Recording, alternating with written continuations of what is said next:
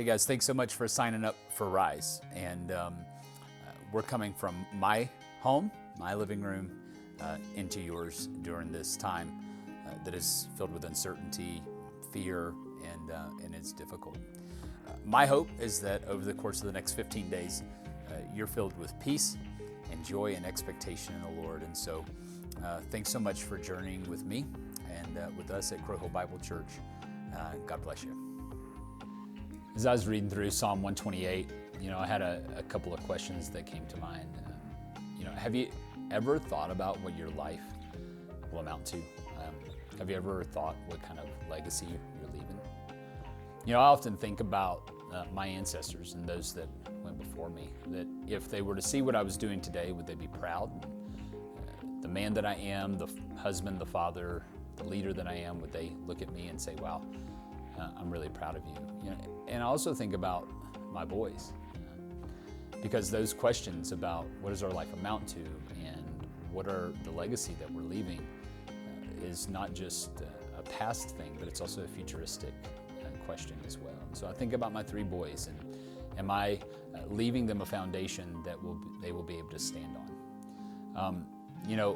Psalm 128 is really talking about that, right? It's talking about what does our life amount to, and what kind of legacy are we leaving? And the Psalm gives us a path to help with that, and the path is obedience. And the path is obedience to the Lord. And what's hard about being obedient to the Lord is that the path is very rarely certain. It's very rarely easy. And it's very rarely something that we can see the end of. But the one constant is that it's the Lord, and He's guiding us, and He's good. I think about the journey of obedience, and I think about the idea that the thing that we want the most along the journey is the thing that we don't get, and that's the end. Right? But I think that one of the things that I've learned is that the thing that is often at the end of obedience is joy. That joy is at the end of obedience, especially when we're being obedient to the Lord. And that's really what the psalmist is trying to point us to in 128, trying to point us to obedience to the Lord. And so as you're reading and praying through it, I'd love to give you some questions to help you along on your journey. The first one is, what is the fruit of your life? And what is the legacy that you're leaving? It doesn't matter your age. You can always change it. You can always shift it, right? Number two is, how is God calling you to obey Him right now? And what is preventing you from obeying Him?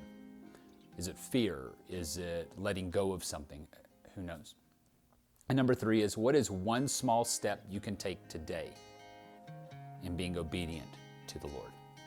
Because it's often that obedience is a series of small steps that leads to something bigger than one big giant step that leads to something. So as you're praying and considering Psalm 128, I hope that these questions will help lead and guide you in further obedience to the Lord. God bless you.